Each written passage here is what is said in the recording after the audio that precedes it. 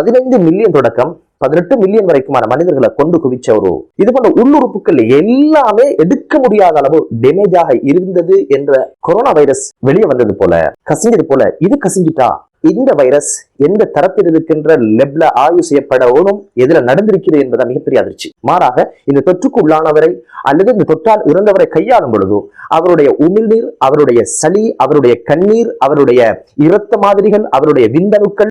மீசான் டிவி நேயர்களுக்கு அஸ்ஸலாமு அலைக்கும் வரஹ்மத்துல்லாஹி வபரகாத்துஹு. உங்கள் மீது சாந்தியும் சமாதானமும் உண்டாவதாக. இந்த காணொலியில் நாங்க எதை பார்க்க போறோம் அப்படின்னு கேட்டீங்கன்னா, இன்னைக்கு உலக அரங்கில் இருக்கிற விஞ்ஞானிகளை பயமுறுத்திய, அச்சுறுத்திய, பீதியை கிளப்பி இருக்கிற ஒரு வைரஸ் சம்பந்தமான ஒரு விஷயம் தான் இந்த காணொலியில் நாங்க பார்க்க போறோம். எங்களுடைய சேனலை இதுவரைக்கும் யாரெல்லாம் சப்ஸ்கிரைப் பண்ணலையோ அவங்க எங்களுடைய சேனலை சப்ஸ்கிரைப் பண்ணி வைங்க. எங்களுடைய பயனுள்ள காணொலிகள் உங்களை வந்து சேரும். மேற்கு ஆப்பிரிக்கால 2013 தொடக்கம் 2016 காலப்பகுதியில வந்த ஒரு வைரஸ் தான் எபோலா வைரஸ். அது பல்லாயிரக்கணக்கான மக்களுடைய உயிர்களை குடிக்கிறதுக்கும் உயிர்கள் பலியாவதுக்கும் மிக முக்கியமான காரணமாக இருந்ததாக சொல்லப்படுது. அந்த ஒரு விஷயத்துல இருந்து எபோலா வைரஸ்ன்றது மிகப்பெரிய ஒரு பீதியாக பார்க்கப்படுகிற சமயத்துல அந்த எபோலா வைரஸ்ல இருந்து புதிய மாதிரிகள் எடுத்து வீரியம் கொண்ட புதிய ஒரு எபோலா வைரஸை பரிணாம வளர்ச்சி அடைந்ததாக இன்னைக்கு சீனாவினுடைய விஞ்ஞானிகள் கண்டுபிடிச்சதாக சொல்லப்படுகிறது. உங்களுக்கு தெரியும், கிட்டத்தட்ட 15 மில்லியன் தொடக்கம் 18 மில்லியன் வரைக்குமான மனிதர்களை கொண்டு குவிச்ச ஒரு தொற்று நோய் தான் கோவிட்-19. இந்த கோவிட்-19 கதை உங்க எல்லாருக்கும் தெரியும். முஜியான் பகுதிகளில் இருக்கிற குகைகள் இருக்கிற வவ்வால் எல்லாம் பிடிச்சிட்டு வந்து அதுல இருக்கிற கொரோனா வைரஸ் என்று சொல்லப்படுகின்ற வைரஸை எடுத்து வூஹான் இன்ஸ்டிடியூட் ஆஃப் வைரோலஜி என்று சொல்லப்படுகின்ற ஒரு நிறுவனத்துல ஆய்வு மையத்துல ஆய்வு செஞ்சு அந்த வைரஸ் கசிவு ஏற்பட்டதுனால உலக அரங்குல இத்தனை மில்லியன் பேரை கொள்றதுக்கு காரணமாக இருந்தது அப்படின்னு ஒரு விமர்சனமும் சீனா மீது இருக்குது. இப்படியாக இருக்கிற நேரத்துல இன்னும் மனிதர்கள் கொரோனா வைரஸால பாதிக்கப்பட்டு இறப்பு என்ன, பொருளாதார இழப்பு என்ன, மனோ ரீதியாக சுமாரா கிட்டத்தட்ட இலங்கை வாழ் மக்களை பொறுத்த வகையில அதுக்கு மேல ஜனாசாக்கள் எரிக்கப்பட்ட நிறைய வடுக்கள்ல இருந்து இன்னும் வெளியவே வரல. இப்படியான ஒரு சந்தர்ப்பத்துல மீண்டும் ஒரு தடவை இதே நிறுவனத்துல இதே ஆய்வு மையத்துல வீரியம் கொண்ட புதிய ஒரு எபோலா வைரஸை உற்பத்தி செய்து பரிச்சயம் செய்து அது சக்சஸ் ஆக முடிஞ்சாச்சு அப்படின்னு ஒரு செய்தியை இதே சீனா என்று செய்தியாக வெளியிட்டு இருக்கிறது. உலக அரங்கில் இருக்கிற விஞ்ஞானிகளை, உலக அரங்கில் இருக்கிற மக்களை மிகப்பெரிய ஒரு பீதிக்குள்ள கொண்டு விட்டு இருக்குது. என்ன விஷயம் கேட்டீங்கன்னா, இந்த எபோலா வைரஸ் கொரோனா வைரஸை விட பன்மடங்கு வீரியம் கொண்டது. அதுவே இத்தனை கோடி பேரை, இத்தனை மில்லியன் பேரை சாகடிச்சிருக்குன்னா இது மட்டும் வெளியே கசிஞ்சா என்ன ஆக போகுது என்ற பயம்தான் இப்ப இருக்கிற மிகப்பெரிய சவாலும் பயமும். இந்த ஒரு விஷயத்த அங்கிருக்கின்ற எபோலா வைரஸை பற்றி ஆய்வு செய்கின்ற சீனாவினுடைய மருத்துவமனையுடைய ஆய்வாளர் சொல்றாங்க, இதனுடைய தாக்கம் மிக பெருசு. இது ஒரு சாதாரண பிரச்சனையாக இருக்காது என்று சொல்லுகின்ற அளவுக்கும் இதை எப்படி இவங்க பரிச்சை பண்ணி பார்த்தாங்கன்னா, வெள்ளை எலிகளை ஆண் பெண் எடுத்து இவைகளுக்கு அந்த வைரஸை ஏற்றிருக்கிறாங்க. ஏற்றின உடனே என்ன நடந்திருக்குன்னா, முதலாவதாக இந்த கண்ணை சுற்றி சில புண்கள் கண் பார்வைய 3 தினத்துல இந்த எலிகள் இழந்தாச்சு. கண்ணோட முடிஞ்சா அப்படின்னு அவங்க ஆய்வு செய்யறதுக்காக அதோட உள்ளுறுப்புகள்ல என்ன இருக்கு, என்ன நடந்திருக்கு என்பதை அவங்க வெட்டி பார்க்கறாங்க. அதை வெட்டி பார்த்ததுல கல்லீரல், அதே போல சிறுநீரகம், அதே போல மூளை, குடல், இது போன்ற உள்ளுறுப்புகள் எல்லாமே எடுக்க முடியாத அளவு டேமேஜாக இருந்தது என்ற அறிவிப்பை அவங்க வெளியே சொல்லியிருக்கிறாங்க. இப்ப பாருங்களேன், கொரோனான்றது ஒரு சுவாச பிரச்சனையில ஒரு சரியான ஏற்பட்ட ஒரு விளைவின் காரணமாக அதை கூட மனிதனால வெற்றி கொள்ள முடியாமல் போனது என்பதற்கு முன்னால இது 3 தினங்கள்ல சுமாரா வெறும் 3 தினங்கள்ல ஒரு எலியினுடைய கண்ணை குருடாக்கி அதுக்குள்ள இருக்கின்ற எல்லா உறுப்புகளையும் டேமேஜ் ஆக்குற அளவுக்கு வீரியம் கொண்டதாக இருந்தால் கொரோனா வைரஸ் வெளியே வந்தது போல கசிஞ்சது போல இது கசிஞ்சிட்டா கசியுமா கசையாதா அப்படின்ற ஒரு விஷயத்த இங்க நாங்க தேடி பார்த்ததுல பயோ சேஃப்டி லெவல் அப்படின்னு சொல்லி சான்றிதழ் பெற்ற லெப் இருக்கிற ஆய்வு மையங்கள் இது ஒரு 4 கேட்டகரிஸா பிரிக்கப்பட்டிருக்குது. லெவல் 1 அதுக்கு சொல்றது BSL, level 1, level 2, level 3, level 4.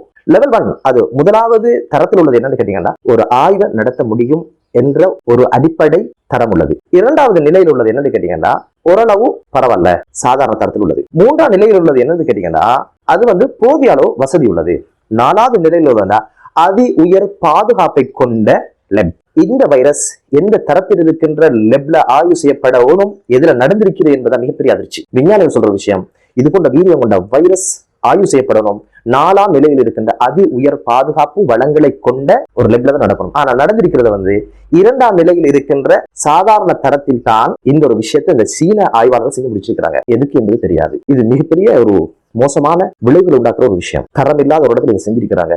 எப்ப வேணாலும் இதனுடைய வீரியம், இதனுடைய பரிமாண வளர்ச்சி தோன்றும் பொழுது வெளியே வரதுக்கான வாய்ப்புகள் இருக்கிறது என்பதை பற்றிய ஒரு எதிர்வு கூறல உலக அரங்கில் இருக்கிற விஞ்ஞானிகள் சொல்லியிருக்கிறாங்க. அது உயர் பாதுகாப்பு லெப் அப்படின்னு சொன்னா 14 வசதி வாய்ப்புகள், 14 அம்சங்களை கொண்ட வசதி வாய்ப்புகள் அதுல இருக்கணும். ஒவ்வொன்றும் தரமிக்கதாக இதை சேஃபாக ஆய்வு செஞ்சு முடிப்பதற்கான பாதுகாப்பை வழங்குறது தான் அந்த 4வது நிலையில் உள்ளது.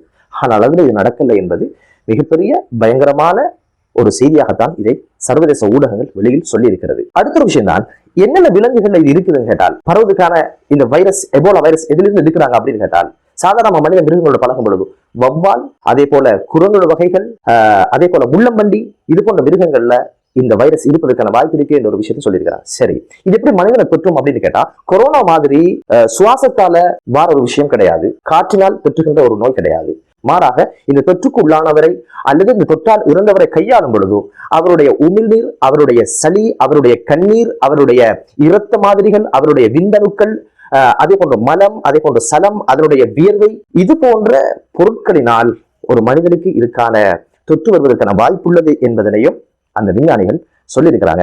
சுமார் இதனுடைய அடையாளங்கள் வெளிப்படுகின்ற நாட்களை பொறுத்தீங்கன்னா 8 நாள் அல்லது 10 நாளைக்குள்ள இதனுடைய சிம்டம்ஸ் அடையாளங்கள் தெரிய ஆரம்பிக்கும்.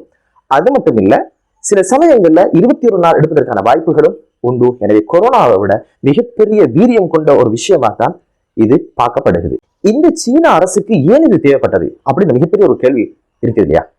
இந்த உயிரியல் ஆராய்ச்சின்றது எபோலா வைரஸ் போன்ற, கொரோனா வைரஸ் போன்ற இது போன்ற வைரஸ்களை ஏன் இவங்க பரீட்சை செய்யறாங்கன்னா மருத்துவத்துக்கான பயன்பாடு அதுல இருக்கு, இல்லைன்னு சொல்றதுக்கு இல்லை. ஆனா இன்னைக்கு சீனா இதை செய்யறதுக்கான காரணம் உலக அரசியல் ஓட்டத்துல தாம் ஒரு வல்லரசாக மாறுவதற்கான, ஏனைய நாடுகள் அச்சுறுத்துவதற்கான ஒரு விஷயமாக தான் இது பார்க்கப்படுகிறது. காரணம், இது ஒரு ஆயுத கலாச்சாரத்துக்குள்ள இருக்கிற ஒரு விஷயமாக விமர்சகர்கள் சொல்றாங்க. ஆயுதத்தினுடைய பரிமாண வளர்ச்சியை பார்த்தீங்கன்னா முதல் ட்ரெடிஷனல், அதாவது பாரம்பரியமான ஆயுத கலாச்சாரம், அதனால் சண்டையிட்டான் மனுஷன். அதுக்கு பிறகு அணு ஆயுதம் என்ற ஒரு விஷயத்துக்குள்ள மனுஷன் போனான். மூணாவதாக வேதிப்பொருளால செய்கின்ற ஆயுதங்களுக்கு மனுஷன் போனான். இப்ப அடுத்த கட்டத்தை மனுஷன் யோசிக்கிறது, இதை விட வேகமான ஒன்று தேவையே அப்படின்னு சொல்லி இந்த ஒரு விஷயத்தை கையில் எடுக்கிறாங்க. அதுதான் உயிரியல் ஆயுதம். இதுல இருக்கிற இந்த வைரஸ், அதை எதிரணியில அப்படியே விட்டுட்டோமா இருந்தா சத்தம் இல்லாம ரத்தம் இல்லாம பல பேரை கொள்றதுக்கான திறன் கொண்டதாக சொல்லப்படுது. எந்த அளவுன்னு கேட்டீங்கன்னா, ஒரு கிராம் இந்த உயிரியல் ஆயுதத்தை பயன்படுத்தினால் கிட்டத்தட்ட 2 மில்லியன் பேரை கொல்லலாம் என்று சொல்லி ஆய்வு சொல்லுது. இது எந்த ஆயுதத்தாலும் செய்ய முடியாத ஒரு விஷயம் இல்லையா? அதனாலதான் இதுல வேகமும் இருக்கு, அதே நேரத்துல அழிவும் இருக்கு, அதே சமயத்துல செலவும் குறைவு அப்படிங்கிற ஒரு விஷயத்த, செலவினம் குறைவாக இருக்குதுன்ற ஒரு விஷயத்தை ஆய்வு சொல்லுது. சரி, அப்படி பார்க்கின்ற போது அழிவுல இது மிகப்பெரிய ஒரு உச்சத்துல இருக்கிறத பாக்குறோம். ரெண்டாவது, செலவினத்தை பாத்தீங்களா இருந்தா ட்ரெடிஷனல் ஆயுதங்களால 1 கிலோமீட்டர் சதுர அடி இருக்கு இல்லையா, இதுக்குள்ள ஒரு தாக்குதல் நடத்துறதாக இருந்தால் $2000 செலவு செய்ய வேண்டி வரும். 2வது கட்டத்தில் இருக்கிற அணு ஆயுதத்தை பொறுத்த வகையில ஒரு அணு ஆயுதத்தின் ஊடாக இதே பரப்பளவு ஒரு தாக்குதலை நடத்துவதாக இருந்தால் அதுக்கு செலவினம் எவ்வளவுன்னு கேட்டீங்கன்னா $800 என்று சொல்லப்படுது. அதே நேரம் இதை வேதியியல் ஆயுதங்களால செய்து கொள்வதாக இருந்தால் $600 தேவைப்படுது. இதே பரப்பளவுக்குள்ள உயிரியல் ஆயுதத்தினூடாக இது போன்ற வைரஸினூடாக ஒரு தாக்குதலை நடத்துறதாக இருந்தால் $1 போதும் என்று கருத்து கணிப்பு சொல்கிறது, ஒரு அறிக்கை சொல்கிறது. இப்ப பாருங்களேன், மனிதனுக்கு தேவைப்பட்ட ஒரு ஆயுதம் மனிதனை கொள்றதுக்கு எவ்வளவு வீரியமும் எவ்வளவு செலவு குறையுமோ அதை எப்போதுமே சீனா செய்வதற்கு முன்வரும். உலக அரங்கில் என்ன பொருள் உற்பத்தி ஆனாலும் அதை லோக்கலாக தயாரிப்பு குறைஞ்ச விலையில அந்த பொருளுக்கு ஈடான ஒரு உற்பத்தியை சீனா வழங்குமா இல்லையா? நம்ம பார்க்கிறோம் இல்லையா? இது சீனா இப்ப ஆயுதத்திலே செய்ய ஆரம்பிச்சிருக்கிறாங்க. வரலாறு ரீதியாக பார்த்தா இது சீனாவுடைய விளையாட்டு மட்டும் கிடையாது. இதற்கு முதல் முன்னைய காலங்கள்ல 2ஆம் உலக மகா யுத்தங்கள்ல கூட இந்த ஒரு விஷயம் பயன்படுத்தப்பட்டதா சொல்லப்படுது.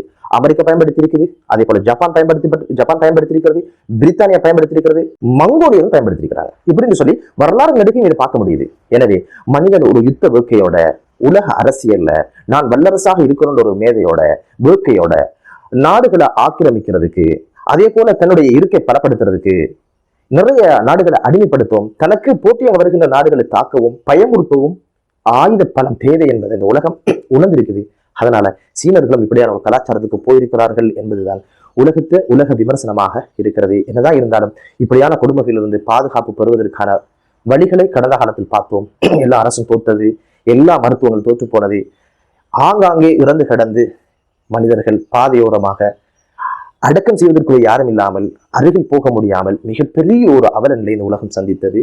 என்னதான் இருந்தாலும் இதை பற்றி நபிகளார் ஸல்லல்லாஹு அலைஹி வஸல்லம் அவர்கள் ஒரு பிரார்த்தனையின் மூலம் கோடிட்டு காட்டியிருக்கிறாங்க. என்ன கேட்டாங்கன்னா, அஊது பிகலிமாத்தில்லாஹி தாம்மத்தி வ மின் ஷைத்தானின் ஹாம்மத்தின். யா அல்லாஹ், குர்ஆனின் மூலம் உன்னிடம் பாதுகாவல் தேடுகிறேன் ஷைத்தானுடைய தீங்குகளை விட்டும், அதே போல ஹாமா என்றால் மனிதனை கொல்லுகின்ற விஷம் நிறைந்த மிருகங்களுடைய தீங்கை விட்டும் என்று கேட்டாங்க. இந்த ஹாமாண்டா விஷங்களை உள்வாங்கி இருக்கின்ற, இது போன்ற வைரசுகளை உள்வாங்கி இருக்கின்ற பிராணிகளுடைய தீங்கிலிருந்து பாதுகாப்பை ரசூலுல்லாஹ் வேண்டியிருக்கிறார்கள். எனவே இறைவனுடைய பாதுகாப்பை தவிர இது போன்ற இடங்களில் எம்மை பாதுகாப்பதற்கு எதுவும் கிடையாது. எனவே அறிவு ரீதியாகவும் சிந்தன ரீதியாகவும் மார்க்கத்தின் வழியில் நடப்பதே ஒன்றே வழி. இதிலிருந்து பாதுகாப்பு பெறுவதற்காக உலக அரசியலை எம்மால் மாற்ற முடியாது. எனவே இறைவன் தான் பேராறு அழிவிலிருந்து இந்த மானிட குலத்தை பாதுகாக்க வேண்டும். அவதானமாக இருப்போமாக என்று கூறி மற்றும் ஒரு காணொலியிலே உங்கள் அனைவரையும் சந்திக்கும் வரை விடைபெறுகிறேன். அஸ்ஸலாமு அலைக்கும் வரஹ்மத்துல்லாஹி வபரகாத்துஹு.